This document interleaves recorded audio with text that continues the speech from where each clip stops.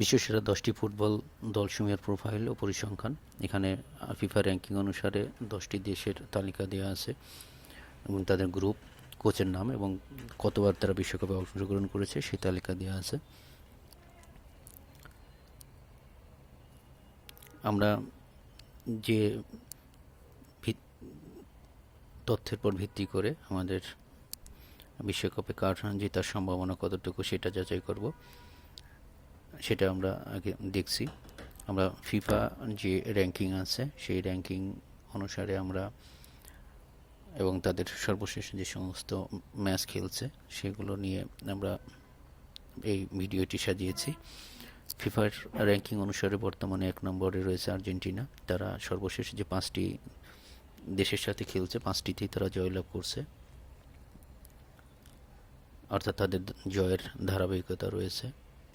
2 নম্বর র্যাঙ্কিংয়ে আছে স্পেন।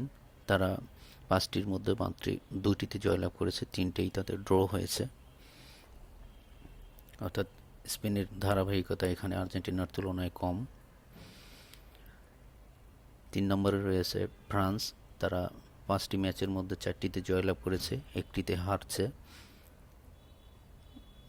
স্পেনের তুলনায় ফ্রান্সের জয়ের ধারাবাহিকতা ভালো। 4 নম্বরে আছে ইংল্যান্ড।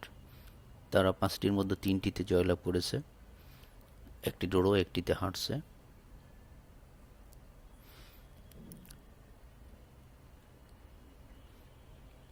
5 নম্বরে আছে পর্তুগাল। পর্তুগাল 5টি ম্যাচের মধ্যে 3টিতে জয়লাভ করছে এবং সর্বশেষ 2টিতে জয়লাভ করছে, 1টি ড্র, 1টি হারছে।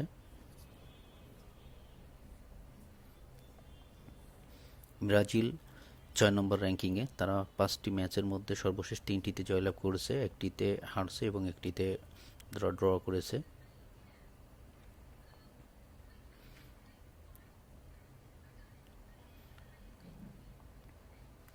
সাত নম্বর র্যাঙ্কিংয়ে আছে আফ্রিকার দেশ মরক্কো।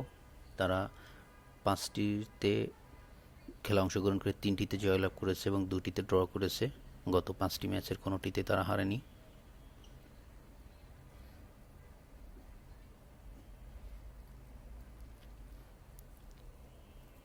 আট নম্বর তালিকায় আছে নেদারল্যান্ডস। তারা বিগত 5টি ম্যাচের মধ্যে 3টিতে জয়লাভ করছে, 1টিতে ড্র করছে এবং 1টিতে হারছে।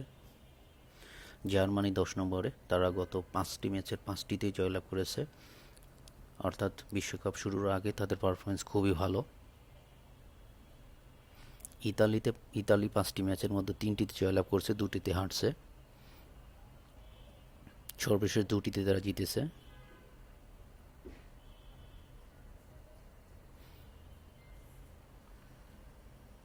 জাপান এশিয়ার দেশ, গত 5টি ম্যাচে জয়লাভ করেছে, 5টিতেই খেলছে, তারা 5টিতেই জয়লাভ করেছে।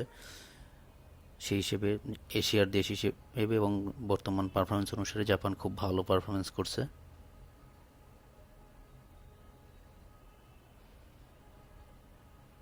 ইরান 5টি ম্যাচের মধ্যে 2টিতে হারছে, লাস্ট 3টিতেই তারা জয়লাভ করেছে।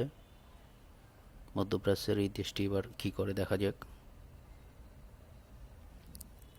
তুরস্ক 5টি ম্যাচের মধ্যে লাস্ট 4টিতে জয়লাভ করেছে।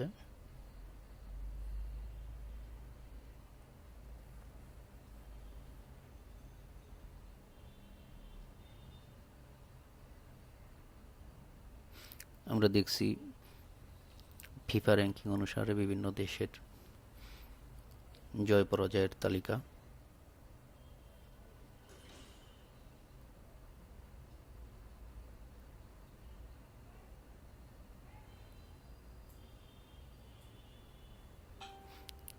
মোটামুটি নিচের সারির যে দেশগুলো আছে এগুলো এবার বিশ্বকাপে হয়তো জয়লাভ করতে পারবে না, কিন্তু বড় যে দলগুলো আছে সেই দলগুলোর জয়ের ক্ষেত্রে বাধা তৈরি করা বা জয়ের সুযোগ তৈরি করে দেওয়ার ক্ষেত্রে বিশাল ভূমিকা পালন করবে, এটাই আশা করছি।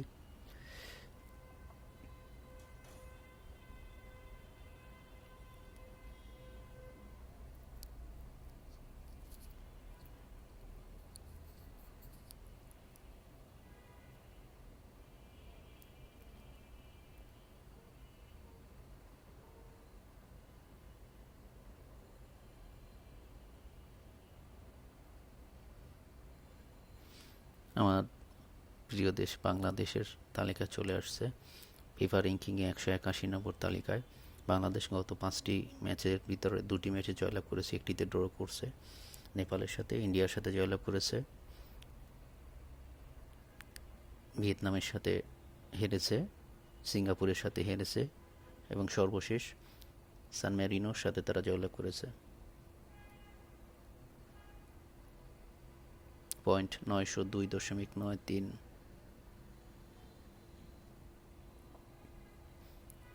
এশিয়ার আরেক দেশ শ্রীলঙ্কা আছে 187 নম্বর র্যাঙ্কিংয়ে, পাকিস্তান আছে 199 র্যাঙ্কিংয়ে, অর্থাৎ বাংলাদেশের চেয়ে অনেক নিচে। পাকিস্তান 5টি ম্যাচের ভিতরে 2টিতে জয়লাভ করেছে, একটিতে ড্র করেছে এবং 2টি হারছে।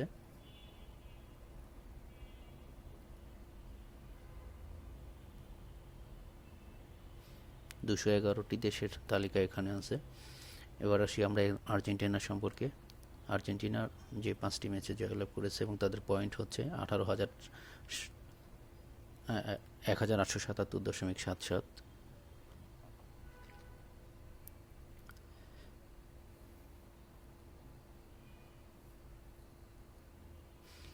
আর্জেন্টিনার যে খেলাগুলো রয়েছে সেগুলো আমরা দেখতে পাচ্ছি 17 জুন, 22 জুন এবং 28 জুন।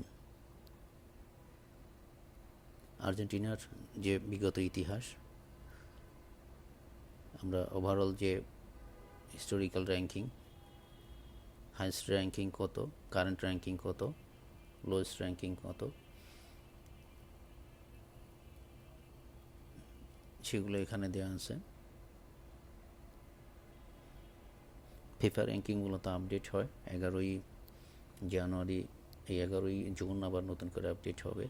মূলত সেই হিসেবে বর্তমানে আর্জেন্টিনা আছে, বাট অ্যাভারেজ বছরের পুরোটা শেষ হলে হয়তো বাৎসরিক র্যাঙ্কিংটা এখানে তৈরি করে। যেমন 2026 সালে তাদের র্যাঙ্কিং হচ্ছে 3 নম্বরে, 25 সালে 2 নম্বর ছিল।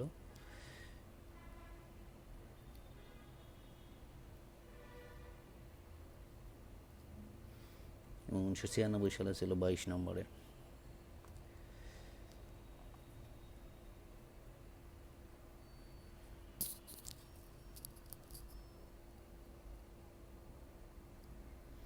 এখানে দেখা যাচ্ছে 10 জুন নেক্সট যে আপডেট সেটা হবে, নেক্সট ম্যাচ। আমরা যদি পয়েন্টগুলোর দিকে একটু তাকাই, 1 থেকে 4 পর্যন্ত প্রত্যেকেরই পয়েন্ট বলা যায় কাছাকাছি। আর্জেন্টিনার 1877, 74 আছে, তারপর স্পেনের 5 নম্বর থেকে 1700 ঘরে আসছে। মোটামুটি 1 থেকে 10 নম্বর পর্যন্ত অর্থাৎ জার্মানি পর্যন্ত যে সিরিয়াল আছে সেখানে তাদের পয়েন্টের ব্যবধান খুব একটা বেশি না। প্রথম 3টি দলেরই ফ্রান্স পর্যন্ত তাদের পয়েন্ট বাড়ছে।